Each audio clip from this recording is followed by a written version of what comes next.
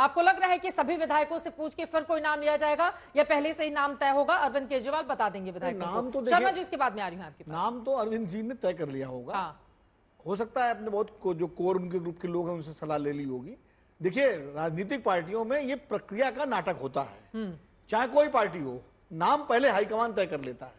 वो चाहे बीजेपी हो, कांग्रेस हो, आम आदमी पार्टी हो, समाजवादी पार्टी हो, तृणमूल कांग्रेस, जो भी हो, नाम पहले। विधायकों को ये कहा जाता है कि विधायक दल नेता चुना।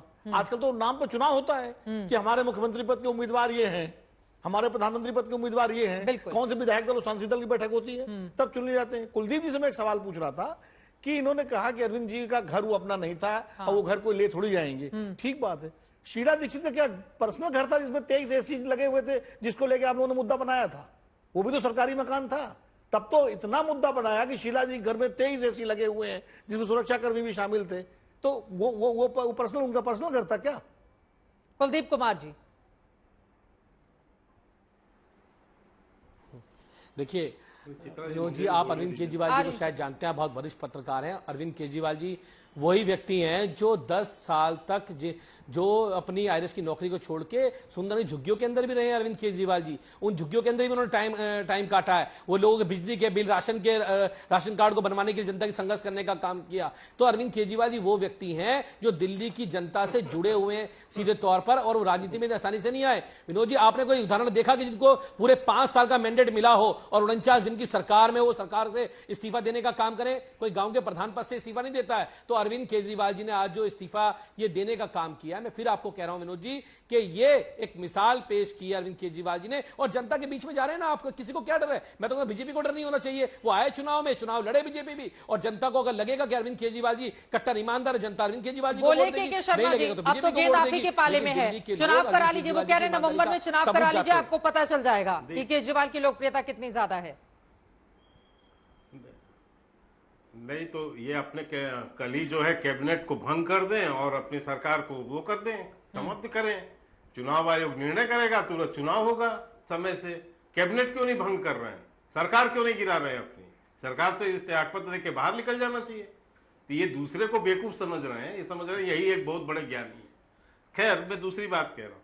देखिए, मैं 2-3 बातों का जवाब देना चाहता हूँ। उनकी बात हो जाए। अरविंद केजरीवाल, मुख्यमंत्री अरविंद केजरीवाल को जमानत नहीं मिली है। जमानत मिली है, ये भी एक मिसाल है, ये भी एक पूरे न्याय का एक इतिहास भी होगा ये, कि मुख्यमंत्री केजरीवाल को नहीं मिला जमानत। जमानत मिला है केजरीवाल को। मुख्यमंत्री पद तो सीज है, वो अपने मुख्यमंत्री कार्यालय नहीं जा सकते, मुख्यमंत्री के किसी रूप में फाइल में साइन नहीं कर सकते। तो केवल अरविंद केजरीवाल को मिला है। मुख्यमंत्री तो अभी भी जेल में है, वो पद तो झूठ। तो आप इसको इस रूप में भी कह सकते। दूसरी बात ये कह रहे हैं कि साहब जो है चुनाव करा लीजिए, फैसला हो जाए। अरे भाई, जब आपको पेरोल मिला था 22 दिन का, तब भी आके आपने यही तो कहा था कि जनता के बीच जा रहा हूं, कट्टर ईमानदार हूं, मेरे जेल का बदला वोट से दीजिए, यही नारा था। आपने लोकसभा के चुनाव में खूब मांगा वोट, क्या मिला आपको? 0 सीट। तो उस समय भी जनता ने फैसला किया आपकी ईमानदारी पर, इसलिए आप घबराइए मत। आपकी दिल्ली की जनता जान चुकी है कि केजरीवाल कितना बड़ा घोटालेबाज, भ्रष्टाचार और नौटंकी करने वाला है। अभी इन्होंने कहा जेल में रहते हुए उन्होंने साफ लोगों को पानी दिया, बिजली दिया। आतिशी, मुझे आश्चर्य चित्रा जी, यही पानी के लिए किस तरह से आतिशी इनकी मंत्री दिल्ली वालों को पानी देने छोड़ के सत्याग्रह करने बैठ गई, अनशन करने बैठ गई। पानी का कहीं टैंकर, कहां कुछ पहुंचाना नहीं, करना नहीं, सत्याग्रह करके लोगों को पानी दिला रही थी। अरविंद केजरीवाल जी पानी बांट रहे थे। अभी बारिश में क्या हुआ? इनकी तो एमसीडी में भी सरकार, इनकी तो दिल्ली सरकार में भी सरकार। पूरी दिल्ली जो है नदी बन गई, झील बन गए। तो क्या किया आपने? तो आप वहां पर बैठ के जो 10 साल तक केवल लोगों को गुमराह कर, झूठ बोल बोलकर जो आप करते रहे हैं, उसी का परिणाम है। और उसमें भी सब अब जनता समझ चुकी है कि आपका झूठ केवल जब अच्छा हो तो नहीं हमने किया, और जब जैसे ही बुरा हो, अरे साहब केंद्र सरकार, हमारे पास तो कोई है नहीं जी, अधिकारी तो हमारी सुनता ही नहीं जी, बात ही नहीं सुनता हमारा। और इसके पहले आप जो है बड़े डंके पीट रहे थे, देखिए साहब हमने ऐसी व्यवस्था करी है, हमने ऐसा कर दिया।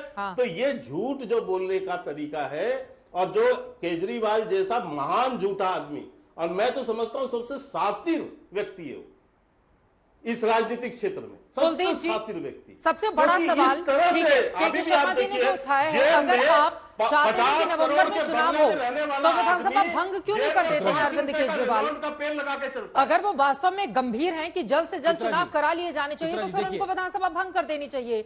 ये वाला दाम आप चलेंगे नहीं, बोलेंगे कि विधानसभा का चुनाव हो जाए चित्रा जी, नवंबर में, पहले- ऐसा हाँ, तो मैं- नहीं होता मैं है ना जवाब- कुलदीप जी? मैं जवाब देता हूं, जवाब देता हूं। चित्रा जी, ऐसा है कि बीजेपी को विधानसभा भंग कराने की बहुत जल्दी है।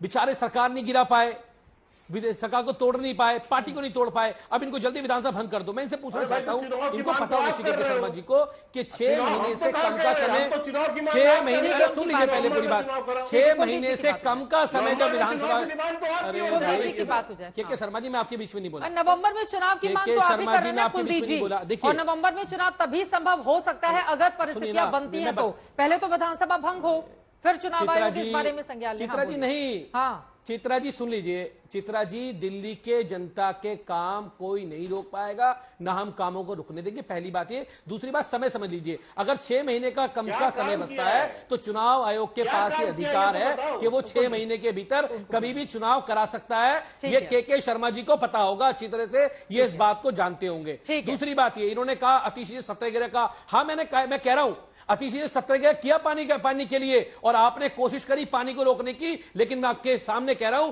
बीजेपी के लोग और आप सब मिलके दिल्ली का पानी नहीं रोक पाए। दूसरी बात झूठे की, नरेंद्र मोदी से बड़ा झूठा इस देश में कौन है आप बताइए? सबसे बड़े झूठों के सरदार तो वो हैं इस देश के अंदर, सारा झूठ तो वो बोलते हैं। और आप बात कर रहे हो घर मकान की, 10 लाख का पैन लगाने वाला, 10 लाख का सूट पहनने वाले व्यक्ति की बात कर रहे हैं आप यहां पे बैठ के, झूठों के सरदार तो वो हैं। तो इसलिए के शर्मा जी, मैं आपको बता रहा हूं, अरविंद केजरीवाल जी कट्टर ईमानदार व्यक्ति हैं, दिल्ली की जनता के लिए काम करते हैं, और आपको नजारा देखना है तो चुनाव करा लो, आपको दूध के पानी का पता लग जाएगा। पहले 8 सीटें मिली थी, क्या वो भी नहीं मिलेंगी? नहीं, चित्रा जी 177 दिन जेल में रहने के बाद इस्तीफा का नौटंकी कर रहे हैं। जिस दिन जेल हुई थी उस दिन इस्तीफा क्यों नहीं दिया? मनीष सिसोदिया से तो इस्तीफा ले लिया, सत्येंद्र जैन से तो इस्तीफा ले लिया, अपने लिए अपने ही घर का नियम बदल लिया। तो इससे बड़ा नौटंकीबाज और झूठा व्यक्ति कौन होगा? पार्टी को तोड़ने देते। और मैंने पहले ही कहा, जो आदमी यहाँ घूम घूम के कहता था कि मैं कोई राजनीतिक दल नहीं बनाऊंगा, जिनसे कहता था कि ये भ्रष्टाचारी है, जनता में नीति दिखाते थे, उन्हीं के साथ बैठ कर जो है वो अपना समझौता करने लगे। चलिए ठीक है, एक आखिरी क्लोजिंग कमेंट आशुतोष जी से ले लेती हूँ। आशुतोष जी, विधानसभा भंग नहीं करने के पीछे की क्या स्ट्रैटेजी अरविंद केजरीवाल की समझ में आ रही है आपको? मुझे लगता है वो टाइम बाय करना चाहते हैं। अभी वो जेल से बाहर निकले हैं और जेल से बाहर निकलने के बाद उनको पार्टी की स्ट्रेटजी, पार्टी के कार्यकर्ताओं को एकजुट करना, जमीनी हकीकत को समझना और उसके हिसाब से अपने प्लानिंग को करना, ये उनके लिए महत्वपूर्ण होगा। क्योंकि अगर तुरंत अगर हम चुनाव में चले जाएंगे तो फिर बहुत सारी दिक्कतें सामने आ सकती हैं।